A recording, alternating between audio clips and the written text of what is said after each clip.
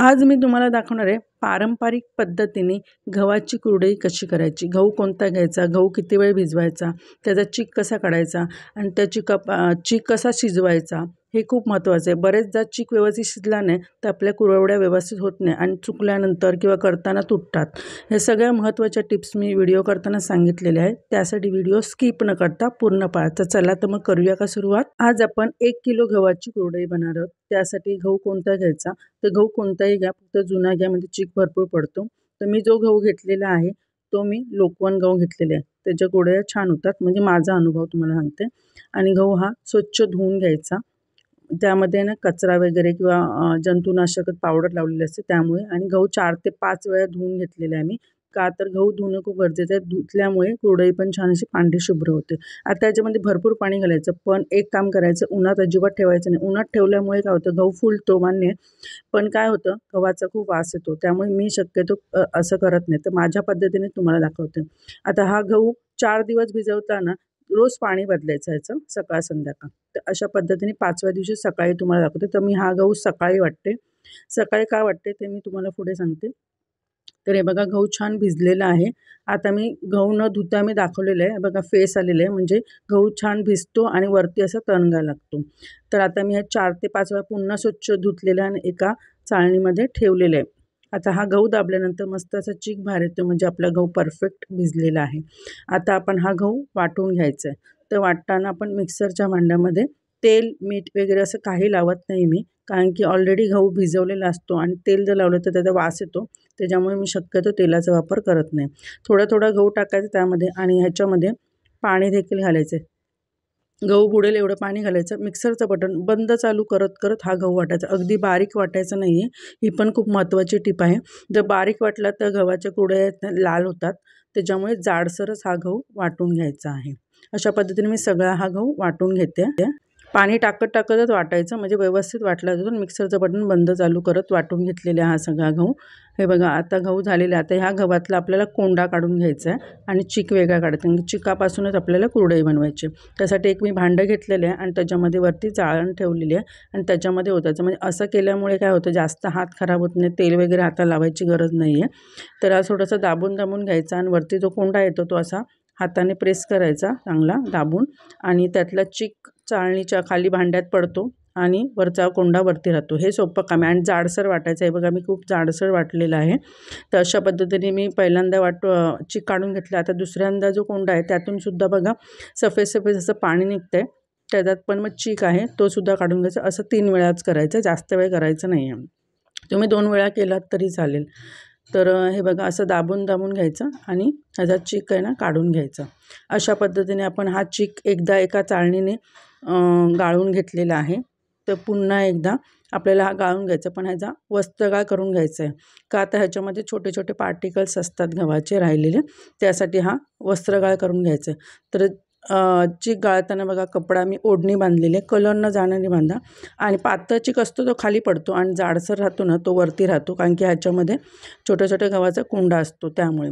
तर हा गव्हाचा कोंडा काढून घ्यायचा आणि जेव्हा आपण चीक गाळतो ना, छान असा ढवळून घ्यायचा, म्हणजे कसं खाली तळाशी चिकानं बसला जातो, त्यासाठी छान असं ढवळून घ्यायचा आणि हातानेच असं मिक्स करून घ्यायचं, म्हणजे पटापट आपलं काम होतं। अशा पद्धतीने चीक सगळा मी वस्त्रगाळ करून घेतलेला आहे। आता हा कपडा मी काढून घेते, छान असा पिळून घ्यायचा। ह्याच्यामध्ये बघ गव्हाचे छोटे छोटे पार्टिकल्स, म्हणजे गव्हाचा कोंडा असतो तो बघा, हा बघा राहिलेला, ह्याच्यामुळेच कुरडई आपली लाल होते, त्यामुळे वस्त्रगाळ करणं खूप गरजेचं आहे। त्यानंतर हा चीक असाच झाकून ठेवायचा, हलवायचा नाही आहे। तर त्यानंतर बघा, आपण जो कोंडा राहिलेला आहे गव्हाचा, त्याच्यापासून भातोड्या बनवल्या जातात किंवा भाजी वगैरे बनवल्या जातात, तुम्हाला आवडेल ते तुम्ही बनवू शकता। त्यानंतर 5व्या दिवशी मी रात्री 11 वाजता हे पाणी वरती बघा पिवळसर आले ते मी काढून टाकते। त्याच्यामुळे काय होतं, कुरडईचा अंबूसपणा असतो ना तो पण कमी होतो थोडा, आणि कुरडया आपल्या छान अशा पांढऱ्या शुभ्र होण्यास मदत होते। त्यामुळे हे पिवळं पाणी काढून असं हे पाणी मी 3 वेळा तरी काढून टाकते। आता मी रात्री 11 वाजता काढले, पुन्हा मी पहाटे आहे ना पुन्हा एकदा त्यातलं पाणी काढून टाकणं, ते मी तुम्हाला दाखवत नाही आहे। पुन्हा मी 11 वाजता मी कुरडई बनवण्यास घेणार आहे तेव्हा दाखवते तुम्हाला।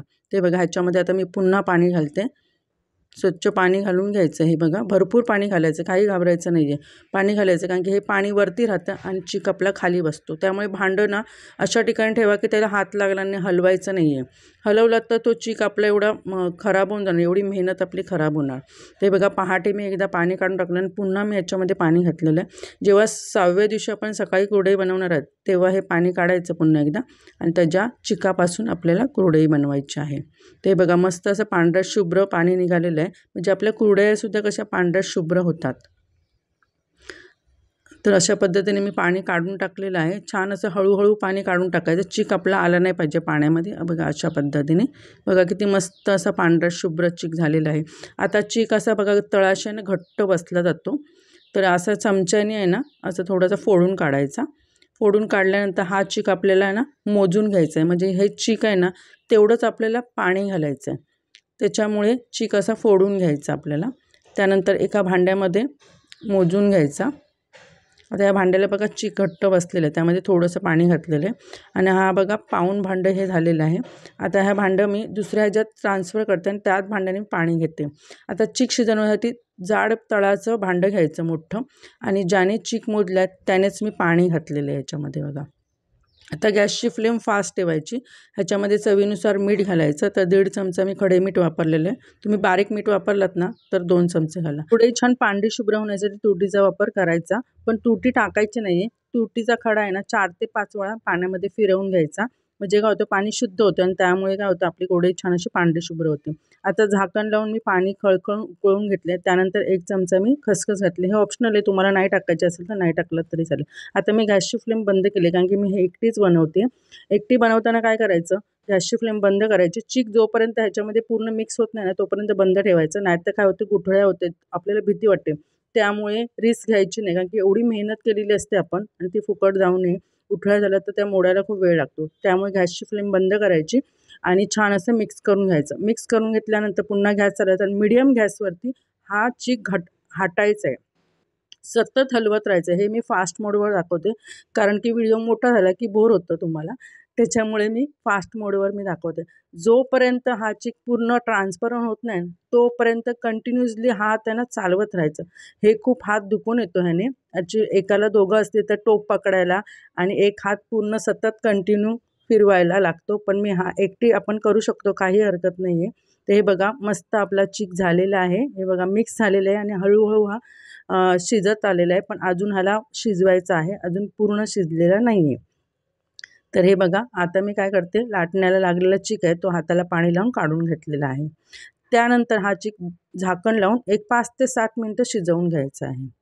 तर हे बघा मी 7 मिनटं तरी हा शिजवून घेतलेला आहे. बघा ट्रान्सपरंट व्हायला लागले, पण अजून चिक शिजलेलं नाही. टोपापासून चिक सुटू लागलेला आहे, पण अजून थोडासा शिजवून घ्यायचा आहे आपल्याला. तर मला किती वेळ लागला चिक शिजवायला 1 किलो गव्हासाठी ते तुम्हाला मी सांगते. आता पुन्हा मी झाकण ठेवून शिजवून घेते. ते बघा पुन्हा मी शिजवून घेतलेलं आहे. तर मला पूर्ण 15 मिनटं लागली फक्त. 15 मिनटामध्ये परफेक्ट होऊन जातं आपलं चिक शिजून 1 किलोसाठी. आणि पुन्हा मिक्स करून घ्यायचं चांगलं. आणि हे बघा मस्त अशी तार यायला लागली आहे ना आपल्या, तर कुरडई पण अशी मस्त तार येते, अजिबात तुटत नाही. म्हणून काय असतं माहिती आहे, गव्हाचा चिक काढणं भिजवणं हे सोपं आहे. फक्त हा गव्हाचा चिक शिजवणं ना थोडंसं कठीण वाटतं, पण काही नाही आहे, खूप सोपं आहे. आता आपला परफेक्ट चिक शिजला की नाही कसं ओळखायचं, हाताला थोडंसं पाणी लावायचं आणि टॅप करायचा आणि हाताला चिक लागला नाही की समजायचं आपलं चिक झालेलं आहे. किंवा काय करायचं, एक गोळी घ्यायची त्यातली आणि हातावर अशी गोल करायची आणि बघायचं चिटकते की नाही. चिटकत नसेल तर परफेक्ट आपला चिक झालेला, नसेल झालं तर पुन्हा थोडासा शिजवून घेतला तरी चालेल, कारण की गव्हावर डिपेंड असतं शेवटी त्याच्यामुळे. आता बघा चिक व्यवस्थित शिजलेला आहे. आता त्यानंतर कुरडया आपण बनवायला घेऊया. तर मी चकलीच्या साच्यामध्ये शेवचा जो साचा असतो ना तो घातलेला आहे. तो मीडियम साईजचा घालायचा आणि कुरडया टाकताना अशा पसरवून टाकायच्या. पसरवून टाकल्यामुळे काय होतं, लवकर आपल्या सुकल्या जातात. आणि मी मीडियम साईजचा घेते, एकदम जाड घेतल्यात ना खूप वेळ लागतो सुकायला आणि त्यानंतर तळायला पण तेल भरपूर लागतं. ह्या अशा मीडियम साईजच्या केल्यात ना की तळायला तेल पण लागत नाही आणि पटकन सुकून होतं. 2 ते 3 दिवसात मस्त सुकून होतात. हे बघा आपली कुरडईचा चिक इतका परफेक्ट झालेला आहे, अजिबात कुठेही तार तुटत नाही आणि मस्त असा पांढरा शुभ्र झालेल्या आहेत कुरडया. तर बघा 2 स्टेप आहेत ह्या नक्की करा. चिकातलं पाणी नक्की काढून घ्या. आणि तुरटी टाका, पण तुरटी पूर्ण टाकायची नाही, 4-5 वेळा फिरवायची. अशा पद्धतीने मी सगळ्या कुरडया बनवल्यात, मस्त उन्हामध्ये सुकवून घेतलेल्या आहेत. तर कुरडई करताना बघा कुठेही तेलाचा वापर न करता आणि मस्त आपण परफेक्ट असा चीक शिजवून घेतल्यामुळे आपल्या कुरडईची तार कुठेही तुटलेली नाही आहे, मस्त असे अजिबात तुकडे पडलेले नाही आहेत. तर मस्त असे कुरडई झालेली आहे. पावसाळ्याच्या अगोदर एकदा छान कडकडीत ऊन देऊन ठेवा, म्हणजे वर्षभर तुम्ही हे खाऊ शकता कुरडई मस्त अशी. आता तळून बघूया. तर कडकडीत तेलामध्ये टाकायची आणि गॅसची फ्लेम कमी करायची, कारण कुरडई तळायला अजिबात वेळ लागत नाही. अर्ध्या मिनिटामध्ये कुरडई तळून होते मस्त अशी. आणि पातळ करायच्या, म्हणजे काय होतं, तेल पण कमी लागतं आणि व्यवस्थित आतून तळल्या जातात. कधी कधी फुलांसारखे आपण करतो ना, तर ते कच्च्या राहतात आणि तेल पण खूप लागतं आणि खूप लाल होतं तळेपर्यंत. तुम्हाला मी तोडून दाखवते. मस्त अशी खुसखुशीत अशी गव्हाची कुरडई झालेली आहे. तर व्हिडिओ बघितल्याबद्दल खूप खूप मनापासून धन्यवाद.